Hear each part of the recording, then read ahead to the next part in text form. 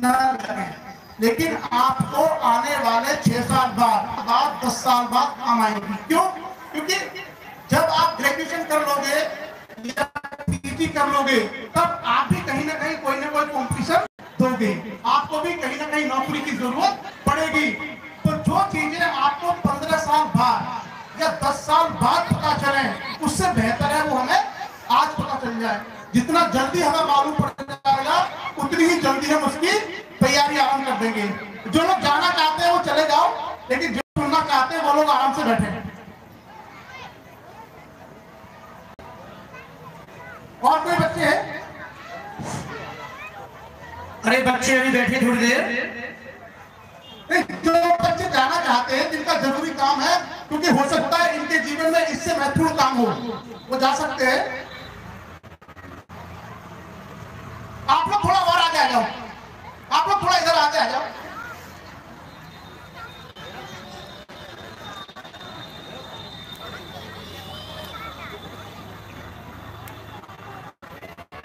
और थोड़ा आगे आ जाओ। आप लोग जाना चाह रहे हैं?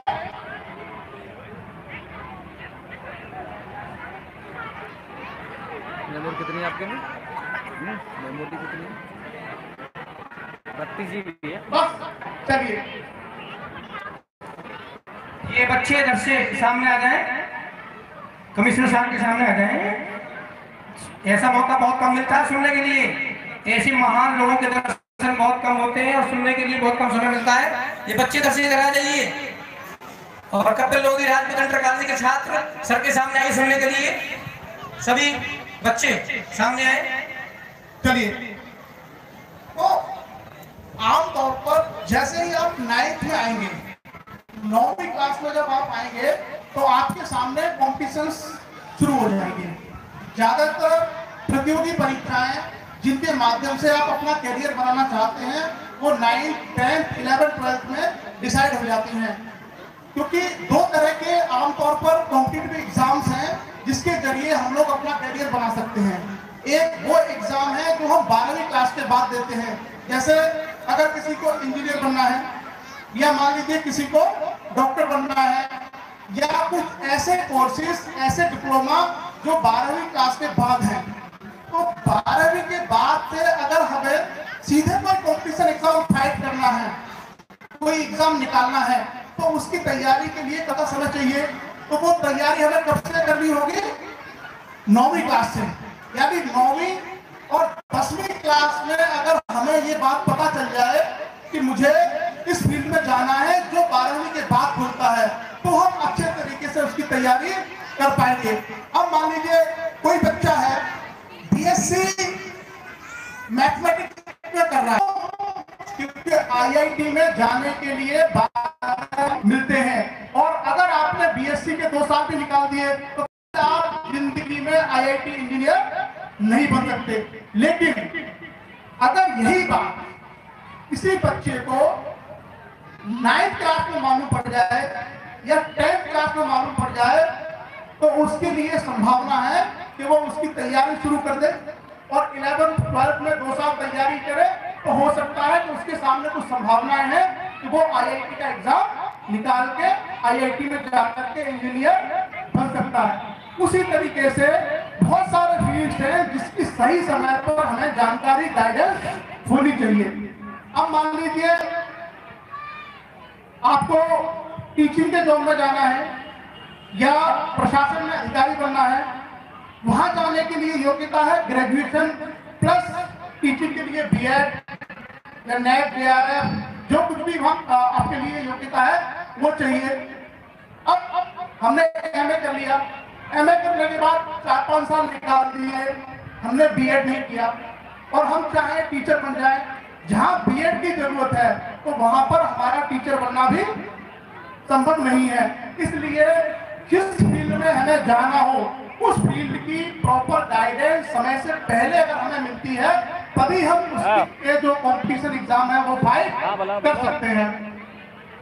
2 तरह की गवर्नमेंट जॉब आपके सामने आएगी लाइफ में, एक सरकारी नौकरी, एक प्राइवेट नौकरी। कैसे दे दी मैंने? एक सरकारी और एक प्राइवेट।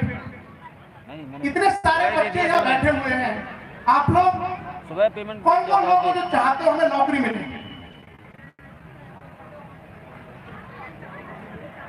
कुछ बच्चे शर्मा रहे हैं इस बात में कि हमें नौकरी नहीं चाहिए। हम लोग पढ़ाई क्यों करते हैं? पढ़ने का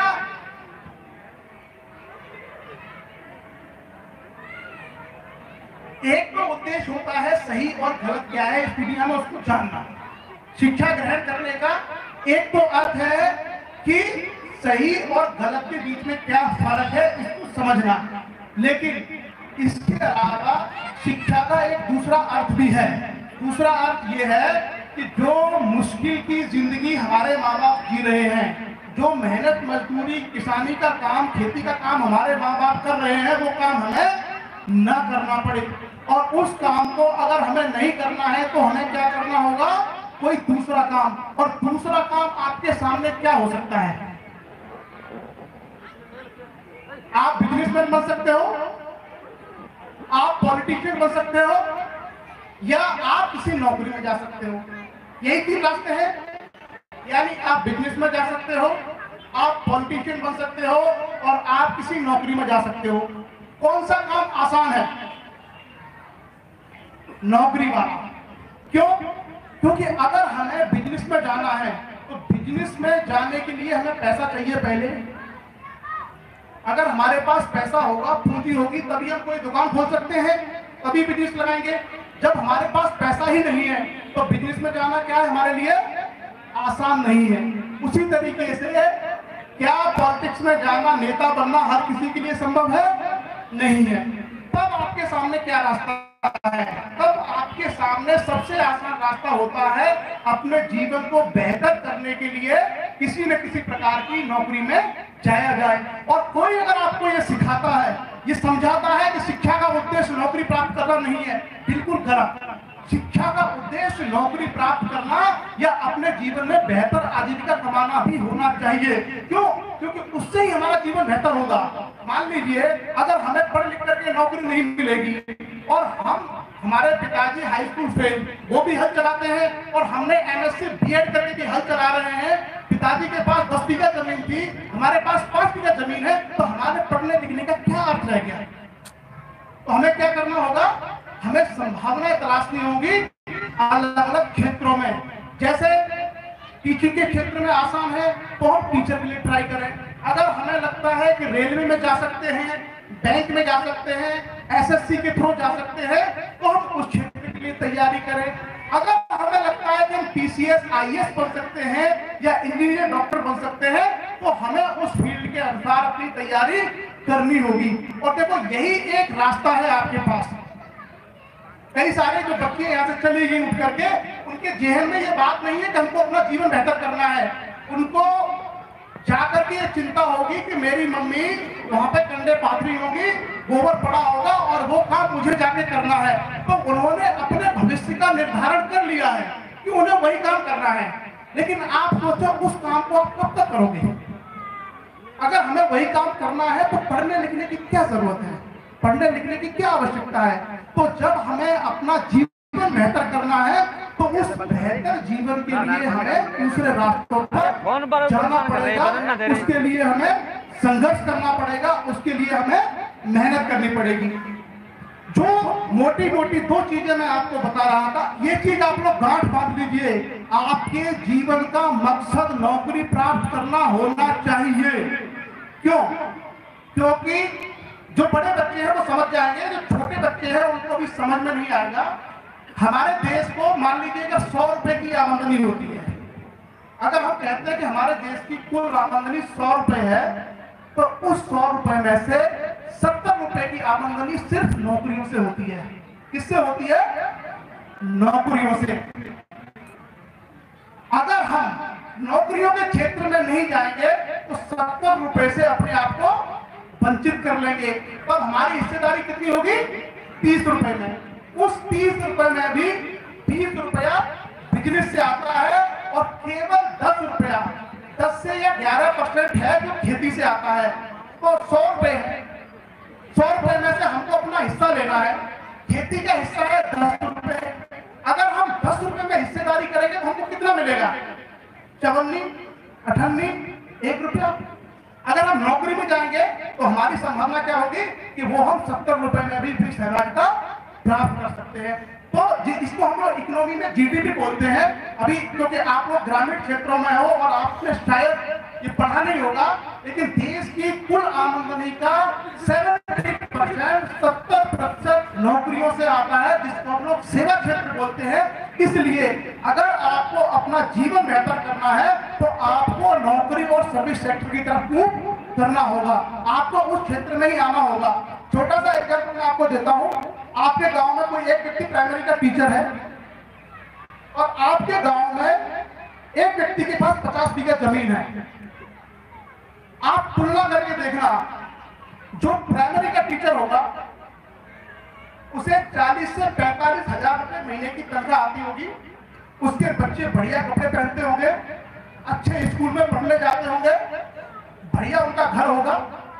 और वही जिसके पास 50 बीघा खेत है, वो आदमी पूरे दिन गंदे संदे कपड़े पहन के परिवार, माँ बहन बेटियां सारे खेत में लगे रहेंगे, पूरे दिन काम करेंगे, न ढंग का खाना खाएंगे, वही भैंस बंधी होगी, वही खाना खा रहे होंगे। अंतर है, किस चीज का अंतर है?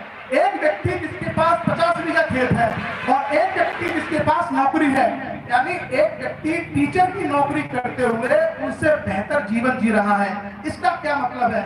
इसका मतलब है कि जो टीचर है उसकी आमदनी उस खेती करने वाले व्यक्ति से ज्यादा है। साथ ही साथ उसका जो दिमाग है वो किसमें लगेगा? स्कूल जाएगा, बाहर निकलेगा, 10-20 लोगों से मिलेगा तो उसको दुनिया की समझ होगी। उसके बच्चे अच्छे स्कूल में जाएंगे तो जाहिर सी बात है उनकी एजुकेशन बेहतर होगी। आप जाइए गांव के प्राइमरी स्कूल में, वहां भी जैसे आप स्कूल पहुंचे, अगर आपके घर में सिर्फ खेती हो रही है तो आपके माँ बाप का वहां से कोई बुलावा आ जाएगा कि बेटा गेहूं कट रहे, पानी लेके चला होगा, तो आपकी पढ़ाई डिस्टर्ब होगी, आपकी पढ़ाई डिस्टर्ब होगी। फिर बच्चे का धीरे धीरे क्या है, मन नहीं लगेगा, वो सोचेगा कि इससे अच्छा खेती कर लूं। इसलिए हम देखते हैं कि हाई स्कूल और इंटर के बाद ग्रामीण क्षेत्रों में अधिकांश जो बच्चियां हैं वो स्कूल छोड़ देती हैं। 12वीं क्लास करने के बाद अधिकांश बच्चियां स्कूल छोड़ देती हैं। बहुत सारे बच्चे हैं जो 10th में 12th में अच्छा पढ़ देते हैं, वो स्कूल छोड़ देते हैं। क्यों? क्योंकि उनके सामने उतने बेहतर विकल्प नहीं है। अब मैं मेन टॉपिक पे आता हूं जो आपको समझना है। 2 तरह की नौकरियां आपके सामने होंगी, एक सरकारी और एक प्राइवेट। सरकारी नौकरियों में भी आपके सामने आगे चल के 2 तरह की नौकरी आएंगी। एक नौकरी वो होंगी जो भारत सरकार के अधीन आती हैं, एक नौकरी वो होंगी जो उत्तर प्रदेश सरकार के अधीन आती हैं। इनकी तैयारी, इनकी पढ़ाई कैसे की जाए, ये आप लोग आज से और अभी से समझ लो। अगर आपको भारत सरकार में नौकरियों में जाना है कभी फ्यूचर में, तो आप मैथ, रीजनिंग, जीके और इंग्लिश, ये 4 सब्जेक्ट जरूर पढ़ना। मैथ, रीजनिंग, इंग्लिश और जीके, यही 4 सब्जेक्ट आगे चल करके आपके क्लरिकल एग्जाम से लेकर के आईएएस तक के एग्जाम के सभी सिलेबस में कहीं ना कहीं आपसे पूछे जाएंगे। तो अगर आपको भारत सरकार के अधीन नौकरियों में जाना है तो ध्यान से इन 4 सब्जेक्ट को आप हाई स्कूल या 9th के लेवल से पढ़ना स्टार्ट कर दीजिए और कभी इसको ब्रेक मत कीजिए। कभी कभार क्या होता है कि हम 9th और 10th में मैथ पढ़ते हैं, 11th में हम मैथ छोड़ देते हैं, बायो ले लिया या आर्ट साइड ले ली, उसके बाद देखते हैं बीए कर लिया, एमए कर लिया, बीएड कर लिया, और फिर जब हम कॉम्पिटिशन एग्जाम देते हैं तो वही 9th और 10th वाला मैथ आपसे आईएएस और पीसीएस में पूछा जाता है। तो क्या करना है, 9th और 10th के मैथ की प्रैक्टिस हमको कभी नहीं छोड़नी, ये आपको पूरी लाइफ काम आएगा। ऐसे ही रीजनिंग का सब्जेक्ट है, ऐसे ही बेसिक इंग्लिश है जिसको हम लोग 12वीं क्लास में ग्रामर बोलते हैं। ऐसे writing, synonyms, antonyms, idioms, verbs, phrases, ये जो सारी इंग्लिश है, यही बेसिक इंग्लिश आपकी आगे चल के आपको बहुत तंग करेगी। और गांव में क्या होता है कि गांव के बच्चे ना इंग्लिश से बहुत डरते हैं, आपको मतलब माहौल नहीं मिलता या स्कूलों में उस तरह की व्यवस्था नहीं है इस वजह से इंग्लिश में बच्चे कमजोर होते हैं।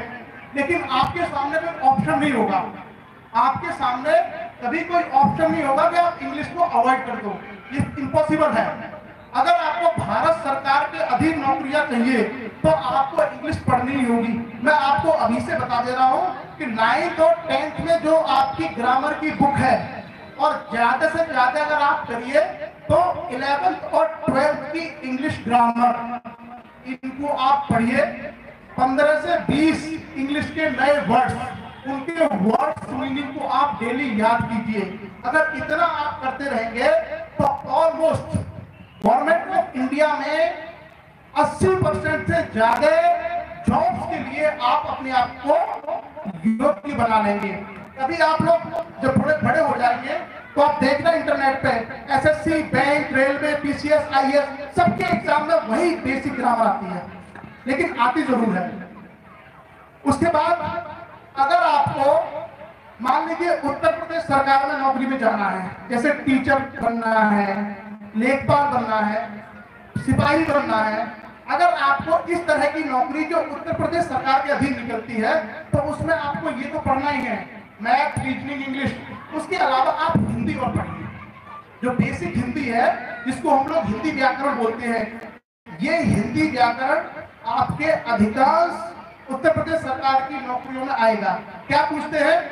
विलोम शब्द, पर्यायवाची, निबंध लेखन, पत्र लेखन, तार लेखन, संक्षिप्तीकरण, यही बेसिकली आपका सिलेबस होता है। जो हम लोग पढ़ते रहते हैं फिजिक्स, केमिस्ट्री, मैथ या सोशियोलॉजी, हिस्ट्री, ज्योग्राफी, ये सब ज्यादा नहीं आता।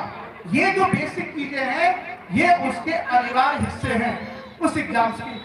दो छोटे से अंतर हैं आपके सेंट्रल गवर्नमेंट और स्टेट गवर्नमेंट की नौकरी के। उसके अलावा अगर आपको प्राइवेट सेक्टर में जॉब्स में जाना है, प्राइवेट सेक्टर के जॉब्स के हिसाब से अलग अलग डिप्लोमा है। जैसे इस गांव में ही बहुत सारे बच्चे आईटीआई कर रहे हैं या पॉलिटेक्निक कर रहे हैं, या बहुत सारे बच्चे बीटेक करते हैं, बीबीए करते हैं, एमबीए करते हैं, बीसीए करते हैं। ये सारे के सारे प्रोफेशनल कोर्स आपको प्राइवेट सेक्टर में अलग अलग कंपनीज में अलग अलग पोस्ट पर जॉब दिलवाएंगे। तो आप लोग खुद से तय कर लीजिए कि आपको किस में जाना है। आपको प्राइवेट सेक्टर में जाना है, आपको गवर्नमेंट सेक्टर में जाना है। अगर गवर्नमेंट में जाना है तो स्टेट गवर्नमेंट में जाना है या सेंट्रल गवर्नमेंट में। बेसिक चीजें मैंने आपको सारी बता दी है कि इसके आसपास रहकर के ही आपको पढ़ना होगा। यही सारे जो सब्जेक्ट है वही आपको तैयार करने होंगे। अगर इनको आप लोग कहीं भी मिस करते हो, जैसे अभी छोटे जो बच्चे हैं उनको नहीं पता कि हम लोगों को क्या बनना है, लेकिन अगर आप लोग शहरों में जाओगे तो शहर में अगर आप किसी 5वीं क्लास के या 6ठी क्लास के बच्चे से पूछोगे कि आपको क्या बनना है, तो वो कहेगा मुझे पेंटर बनना है, या मुझे प्लेयर बनना है, या मुझे सिंगर बनना है। आप लोग जो यहाँ पे हाई स्कूल, इंटर या बहुत सारे बच्चे जो बीए बीएससी वाले हैं, अगर मैं आप लोगों से पूछूं तो आप में से ज्यादातर बच्चों को अभी यही नहीं पता कि हमें बनना क्या है। इसका मतलब है कि कहीं ना कहीं जो हमारा लक्ष्य है, हमारा उद्देश्य है, वो हमारी आंखों के सामने नहीं है। और जब हमें ये मंजिल नहीं पता कि हमें पहुंचना कहाँ है तो हम जाएंगे कहाँ? इंग्लिश में बोलते हैं इसके लिए we are going to nowhere. हम कहीं नहीं जा रहे, हम यही जाएंगे। यहाँ से जाएंगे अपने गांव, शाम को बढ़िया घर पर खाना बनेगा, खाना खाएंगे, सो जाएंगे। अगले दिन फिर उठेंगे, गोबर भरेंगे, सिर पर रखेंगे, डालेंगे, स्कूल जाएंगे, फिर लौट के आएंगे, खेत में काम करेंगे, फिर खाएंगे, फिर सो जाएंगे। इसी को बदलिए। आप लोग अपने लक्ष्य को बनाइए। आप लोग नौकरी नहीं मिलेगी, हमारा कैरियर नहीं बनेगा। आप बताइए इस एरिया में बहुत सारे लोग ऐसे होंगे जो आपके स्कूल में टीचर के रूप में आते होंगे, बहुत सारे लोग ऐसे होंगे जो आपके यहाँ तहसील के अधिकारी कर्मचारी होंगे, बहुत सारे लोग अलग अलग जगह पर एम्प्लॉय होंगे। वो लोग कहां से आए? वो लोग हमारे और आपके बीच में से ही है। तो इसका मतलब है कि अगर वो लोग उन पदों पर पहुंचे हैं तो हम लोग भी वहां तक पहुंच सकते हैं। गर्ल्स के लिए, खास करके लड़कियों के लिए, जैसे टीचिंग का आपका जॉब है। अगर आप लोग थोड़ा सा प्रयास करें तो टीचिंग के जॉब में जाने की बहुत अच्छी संभावनाएं हैं। आप लोग ग्रेजुएशन करिए, बीएड करिए, पढ़ाना स्टार्ट कीजिए। आपके पास पैरामेडिकल जो कोर्सेज हैं, जैसे नर्स बनना, एएनएम बनना, इस तरह के बहुत सारे कोर्सेज होते हैं। ये समय के साथ आपको पता चलेगा, लेकिन उसके बारे में जानकारी हमें होनी चाहिए और साथ ही साथ हम लोगों को अपना गोल कुछ तय करना चाहिए। हमें ये डिसाइड करना चाहिए कि हमको बनना क्या है। अगर हम लोग ये तय नहीं करेंगे कि हमको ये बनना है तो हम क्या बनेंगे। इसलिए मैं सभी बच्चों से एक ही बात कहूंगा कि आप लोग अपने जीवन का गोल तय करिए। आपका लक्ष्य क्या है वो लक्ष्य आप लोग तय करिए, और आप लोग यकीन मानिए जो आप लक्ष्य बना लेंगे वो लक्ष्य आप प्राप्त भी कर लेंगे। जैसे केएमडी कॉलेज का नाम किसने सुना है? केएमडी इंटर कॉलेज अतरौली, किसी ने सुना है इसका नाम? मैं केएमडी इंटर कॉलेज का पढ़ा हुआ हूं। तो आप लोगों को शायद किसी को ये लग रहा होगा कि मैं तो कहीं लंदन से पढ़ के आया। ऐसा नहीं है। आपके अतरौली में जो केएमडी कॉलेज है, इस कॉलेज का मैं स्टूडेंट रहा हूं। और गांव के जो प्राइमरी और जो जूनियर हाई स्कूल होते हैं, ये तो प्राइवेट स्कूल है शायद, गांव में जो प्राइमरी स्कूल होता है वहां से मैंने 5वीं पास की है, और गांव के ही जूनियर हाई स्कूल से मैंने 8वीं पास की है। तो आप लोग कभी कभी ये सोचने लग जाते हो कि हमको उतनी बेहतर सुविधाएं नहीं है, हमारे पास उतने बेहतर संसाधन नहीं है, हम नहीं पढ़ सकते। ऐसा नहीं है। एजुकेशन पूरी तरीके से आपके लक्ष्य और आपके परिश्रम पर निर्भर करती है। अगर आपने लक्ष्य बना लिया तो उस लक्ष्य को केवल और केवल आप ही प्राप्त कर सकते हो। और आपने अगर परिश्रम किया तो जितना कठिन आपने लक्ष्य बनाया है उस लक्ष्य को आप प्राप्त कर सकते हो, और आपके परिश्रम के अलावा कोई दूसरा उसमें किसी प्रकार का सहयोग नहीं कर सकता। गांव से पढ़ करके बहुत सारे बच्चे साइंटिस्ट बनते हैं, वकील बनते हैं, प्रोफेसर बनते हैं, आईएएस बनते हैं, पीसीएस बनते हैं, टीचर बनते हैं। तो आप लोग क्यों नहीं बन सकते हो? और क्या बनोगे? अगर मैं आपसे कहता हूं कि नहीं, आप लोग जो समझ में आए वो करो, फिर करोगे क्या? ये आप लोगों को सोचना है। आपको अगर देखिए, आपको अगर अपना जीवन बेहतर करना है तो ये सोचने की क्षमता, ये निर्णय लेने की क्षमता आपके अंदर होनी चाहिए। आपको खुद से तय करना होगा कि मुझे ये बनना है और इस फील्ड में जाना है। उसके बाद उसको अपने पेरेंट्स से, अपने माता पिता से उस बात पर चर्चा कीजिए कि मुझे इस फील्ड में जाना है। फिर देखिए वो आपको सपोर्ट करेंगे। लेकिन अगर हम केवल हाई स्कूल इंटर पास करने के लिए, बीए पास करने के लिए, बीएससी पास करने के लिए स्कूल या कॉलेज जाते हैं तो घर वाले भी आपसे नहीं पूछेंगे, वो भी नहीं आपसे पूछेंगे कि आपको क्या बनना है क्या नहीं करना, क्योंकि वो आपको खुद से तय करना है। जैसे मेरे से पहले उन्होंने कहा था कि किसी के ऊपर थोपो मत, कोई भी कैरियर किसी के ऊपर थोपो मत। अगर कोई बच्चा उसको लगता है कि मुझे सिपाही बनना है तो उसको सिपाही करने दो, उसको सिपाही की तैयारी करने दो। लेकिन एक बच्चा हो सकता है वो कहेगा मैं सिपाही नहीं, आईपीएस बनूंगा, मैं एसपी बनूंगा। तो उसकी जो प्रेरणा है, उसका जो लक्ष्य है बहुत ऊंचा है। तब हमें समाज के नाते या उसके पेरेंट्स के नाते उसको सपोर्ट करना होगा। तो आप लोगों को 3-4 बेसिक बातें हैं। सबसे पहले तो अपने मन से ये निकाल दीजिए कि गांव के बच्चे कुछ नहीं बन सकते। आप जो चाहो वो बन सकते हो। जिस भी फील्ड में आप जाना चाहो आप उस फील्ड में जा सकते हो, पहली बात। दूसरा, आप सभी बच्चे अपना लक्ष्य निर्धारित करिए, अपने जीवन में कुछ बनने का प्रयास करिए। भले ही मैं कहता हूं कि आप प्राइमरी का टीचर ही बनिए, लेकिन कोशिश करिए कि हमें कुछ बनना है। पढ़ने का हमारा कम से कम इतना अर्थ जरूर होना चाहिए जिसके माध्यम से हम अपनी लाइफ में कुछ बन सके। तो दूसरा, अपना लक्ष्य बनाइए। तीसरा काम आपको क्या करना है, अपने लक्ष्य को प्राप्त करने के लिए लोगों से गाइडेंस लीजिए।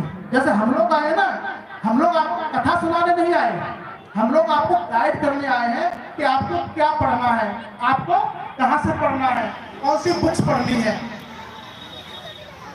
अच्छे कामयाब लोग उनसे आप गाइडेंस लीजिए, उनसे आप सलाह लीजिए कि हमको इस फील्ड में जाना है, कौन सी किताबें पढ़नी है और इसकी कोचिंग कहाँ से होती है, इसके लिए कौन कौन से इंस्टीट्यूट है, कौन सी कितनी इसके लिए एज चाहिए। तो आपको बहुत सारे लोग ऐसे मिल जाएंगे जो प्रॉपरली आपको गाइड कर देंगे कि इस कोर्स में जाने के लिए ये किताबें पढ़ो, ये कोचिंग का नाम है, ये लेखक का नाम है और इस उम्र में आप इसका एग्जाम दे सकते हो। ठीक है, उसके बाद जब हमको गाइडेंस मिल गई, जब हमें किसी ने ये रास्ता बता दिया, उसके बाद हमें करना है उसके लिए मेहनत। क्या करना है? मेहनत, परिश्रम। मेहनत का कोई विकल्प नहीं है। आप लोगों की पढ़ाई में मेहनत का कोई भी विकल्प नहीं है। क्या कभी आपको लगता है कि बिना पढ़े या जैसे हम लोग हाई स्कूल इंटर पास कर लेते हैं, ऐसे कोई व्यक्ति साइंटिस्ट या आईएएस बन सकता? बन सकता? नहीं बन सकता। क्यों? क्योंकि उनको बहुत बड़े बड़े काम करने होते हैं, उनको बहुत नॉलेज चाहिए। जैसे कोई साइंटिस्ट है, रॉकेट छोड़ना है, आपसे अगर मैं कहूं कि रॉकेट कैसे ऊपर जाता है, तो क्या कोई बता पाएगा? मैं भी नहीं बता सकता। क्यों? क्योंकि मैं उस फील्ड का एक्सपर्ट नहीं हूं। उसको कौन बताएगा? Space scientist. तो जिसने साइंटिस्ट की पढ़ाई की होगी वही बता सकता है कि रॉकेट किस सिद्धांत पर काम करता है और स्पेस में रॉकेट कैसे जाएगा। उसी तरीके से मान लीजिए आपके जिले में कोई योजना लागू होनी है कि भाई ये सड़कें बननी है और इतने लोगों को इसका लाभ देना है, तो उसको कोई अधिकारी बता सकता है। उसको कोई टीचर या उसको कोई लेखपाल नहीं बता सकता। क्यों? क्योंकि वो अधिकारी ने उन सारी चीजों पर अध्ययन किया है, उसने पढ़ा है, उसने उसकी प्लानिंग की है। किसी भी फील्ड में अगर हम जाना चाहते हैं, उस फील्ड के लिए हमें मेहनत करनी होगी, पढ़ना होगा। उसके बिना हमारे लिए ये पॉसिबल नहीं है। दो तीन और छोटी छोटी बातें हैं। सुबह जल्दी उठने की आदत कितने लोगों को है? सच बोल रहे हो?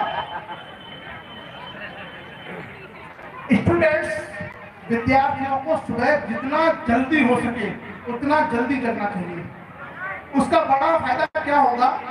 आप जितना जल्दी जगोगे उस समय आपके घर में कोई आपको डिस्टर्ब नहीं करेगा।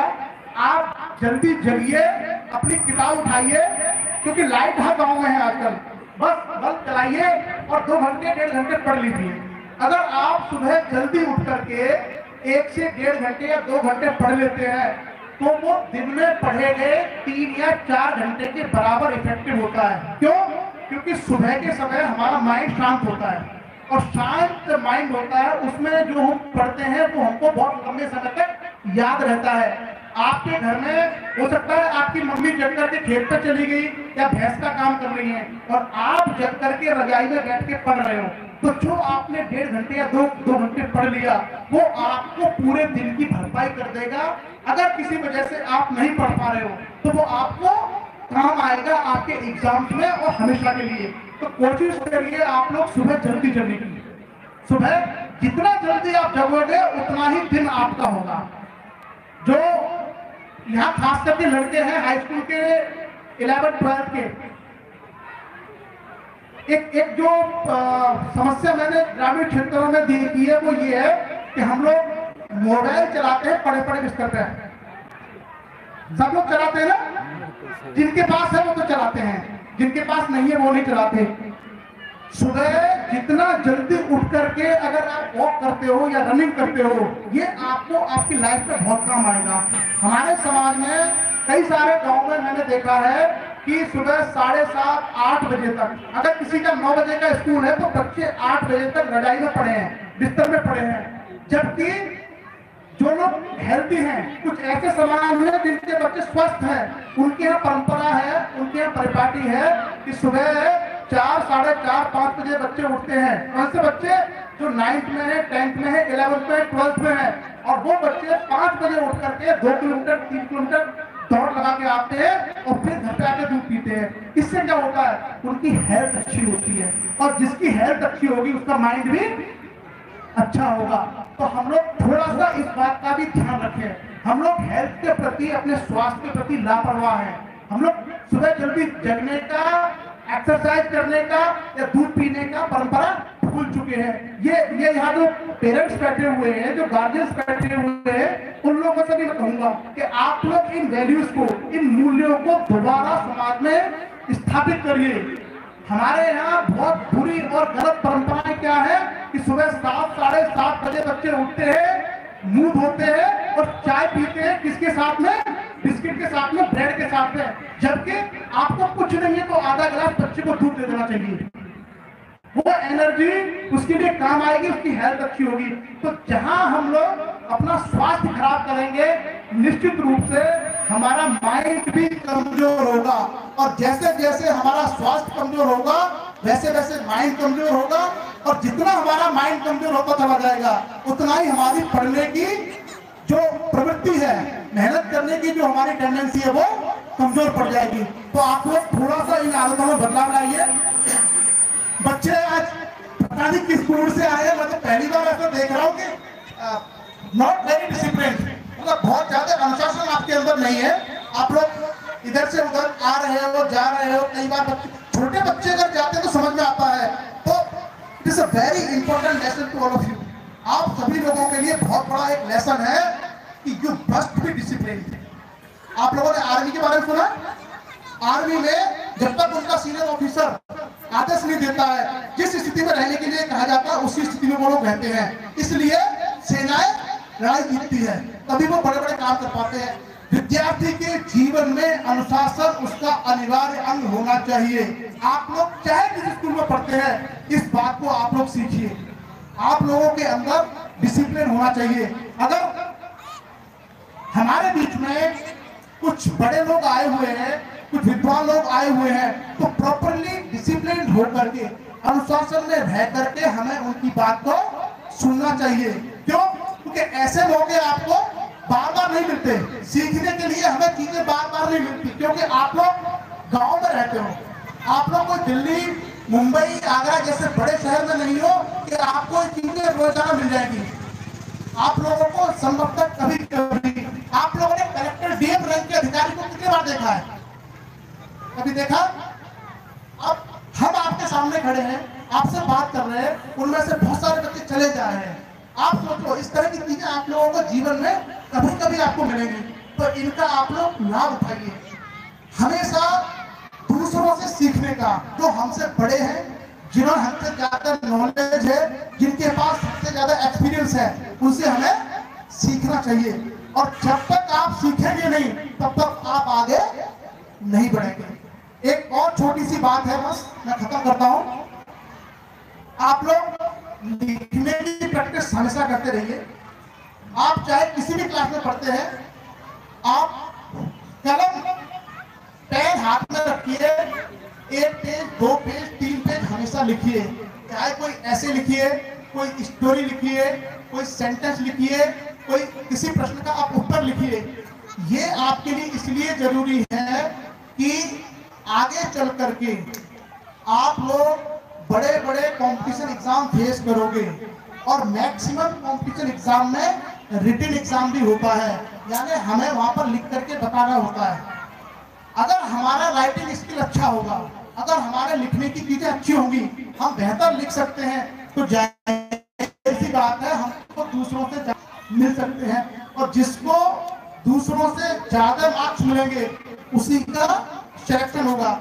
आप लोगों ने देखा होगा कि 1000 अगर पोस्ट हैं किसी नौकरी के लिए, तो 1 लाख लोग अप्लाई करते हैं। 1000 करते हैं। आप बताए लोग हैं जिनको नौकरी नहीं मिलेगी। 1 लाख लोग हैं और 1000 वैकेंसी है। 1000 वैकेंसी के लिए 1 लाख लोगों ने अप्लाई किया है। तो आप बताइए कैलकुलेट करके कितने लोग हैं जिनको नौकरी नहीं मिलेगी? कितने? 99,000। 99,000। 1 लाख से 1000 में आने के लिए आपको 99,000 लोगों को पीछे छोड़ना पड़ेगा। और आप 99,000 पीछे छोड़ सकते हैं जब आप उन 99,000 लोगों से बेहतर हैं। कैसे बेहतर? पढ़ने में बेहतर। कैसे बेहतर? सोचने में बेहतर, लिखने में बेहतर। कैसे बेहतर? बोलने में बेहतर। तो आपका expression by writing, by speaking, जिस वे में भी आप अपने आप को एक्सप्रेस कर सकते हो, अगर बाकी लोगों से बेहतर है तभी आप वहां 1,000 में आ सकते। स्किल आप अपने अंदर एक्वायर करिए, इनको आप लोग और जो ग्रामीण क्षेत्रों में ना बोलने की, खासकर के गर्ल्स के अंदर ये बहुत, उनको अगर कहा जाए कि आप किसी चीज पर बोलिए तो वो अपना नाम लेने में भी प्लीज इन चीजों से बाहर निकलिए। हम लोग 2018 में हैं, अभी 3 दिन बाद 2019 आ जाएगा। इसको हम लोग कहते हैं ना 21वीं शताब्दी। 21वीं शताब्दी पर महिलाएं कहाँ जा रही है? अंतरिक्ष में जा रही है, हवाई जहाज उड़ा रही है, और आप लोग अपना नाम नहीं ले पा रहे, है ना? तो ये जो शर्म है, ये जो हेजिटेशन आपके अंदर है, इसको आप लोग निकालिए। फ्रैंकली बात करना सीखिए। सही बात, अगर कोई गलत बात है तो उस पर आपका शर्म रखना जायज है, लेकिन अगर कोई सही बात है तो आपके अंदर ये कि मैं बोल सकूं तो मेरा काम ये है, मैं इस क्लास में हूं, ये मेरा जीवन का लक्ष्य है, मैंने ये तैयारी की है और मुझे ये बनना है। इतनी हिम्मत आपके अंदर होनी चाहिए। और ये केवल घर में नहीं, घर में, घर के राइटिंग में अगर आप कहीं जाते हैं, मार्केट में अगर कोई पूछता है तो वहां आप ये बता सको। आप किसी दूसरे स्कूल में जाते हैं, वहां कोई पूछता है, वहां आप बता सको। आप अगर किसी शहर में जाते हैं, वहां कोई आपका इंटरव्यू लेता है, आपसे पूछता है, तो आप अपने आप को बता सको। ठीक है? तो ये हेजिटेशन आप लोग निकालिए, अपने आप को एक्सप्रेस करना सीखिए, क्योंकि बच्चों का मूड ऐसा था यहाँ पर जिसके कारण बहुत सारी चीजें मैंने स्किप की, मैंने आप लोगों को नहीं बताई। और आगे कभी अगर मौका मिलेगा तो वी विल ट्राई, हम लोग कोशिश करेंगे कि आपको वो चीजें बताएं जिस माध्यम से आपको वो चीजें मिल सकती है। लेकिन आप लोग खुद से कोशिश कीजिए। और जो लोग भी मोबाइल चलाते हैं, मैं ये नहीं कह रहा कि आप लोग मोबाइल बंद कर दीजिए। आप लोग मोबाइल फोन में गूगल होता है एक, ठीक है? आप लोग क्या जानते हो मोबाइल फोन में? Facebook, WhatsApp, YouTube. जीवन ने तो यही सिखाया। लेकिन मैं आपको एक और चीज बता रहा हूं, आपके सभी के मोबाइल में गूगल होता है। गूगल पे आप कुछ भी डालेंगे, तुरंत उसका आंसर आपको मिल जाएगा। जैसे हमको नहीं मालूम कि रेडियो एक्टिविटी पॉल्यूशन क्या है। मान लीजिए मैं 12वीं क्लास का स्टूडेंट हूँ, मुझको नहीं पता रेडियो एक्टिविटी पॉल्यूशन क्या है। आप अपने फोन में डालिए रेडियो एक्टिविटी पॉल्यूशन। जो लोग इंग्लिश में पढ़ते हैं और जो लोग हिंदी में, क्योंकि आजकल फैसिलिटी हिंदी में भी है, आप डालिए अपने मोबाइल में रेडियो धर्मी प्रदूषण, पूरा का पूरा एक आर्टिकल लिखा आ जाएगा। आप समझ जाओगे कि इसका मतलब क्या है। ठीक है? तो मोबाइल का इस्तेमाल केवल फेसबुक, व्हाट्सएप, यूट्यूब ये चलाने के लिए मत कीजिए। आपके मोबाइल में बहुत सारी इंफॉर्मेशन की चीजें हैं जिसके द्वारा आप कई सारे एग्जाम्स की, कई सारे परीक्षाओं की भी जानकारी ले सकते हैं। और जैसे अगर मैं आपको बता रहा हूँ कि किसी बच्चे को ये नहीं पता कि हमको रेलवे में नौकरी चाहिए कैसे, तो आप डाल दीजिए वैकेंसी इन रेलवे, रेलवे में भर्ती कैसे होती है। आपके सामने बहुत सारी नौकरियों की लिस्ट निकल के आ जाएगी। इसमें ये पढ़िए, इसमें ये पेपर आएगा, इसमें ये एग्जाम होगा, इसमें ये वाली पोस्ट होगी। तो बहुत सारी जानकारी आपके पास है। प्लीज टेक्नोलॉजी को अच्छे पॉजिटिव वे में उसको हैंडल कीजिए। आप लोग मोबाइल के मिसयूज से बचिए, मोबाइल का गुड यूज करना सीखिए।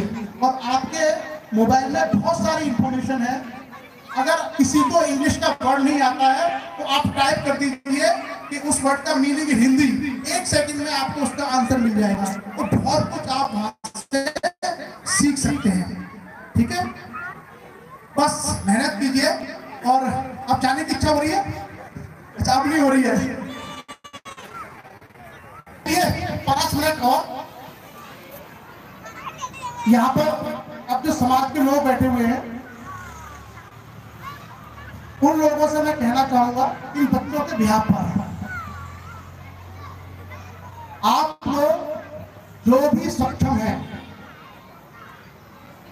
अपने बच्चों को बेस्ट स्कूलिंग कराइए, जो आपके पास बेस्ट स्कूल हो उसमें भेजिए।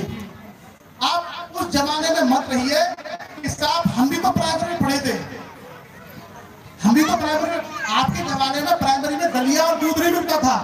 आपके जमाने में टीचर मार मार के डंडे तोड़ देता था कि कैसे नहीं याद करेगा। आज कोई टीचर आपके बच्चे से हाथ नहीं लगा सकता, बच्चा पढ़ रहा है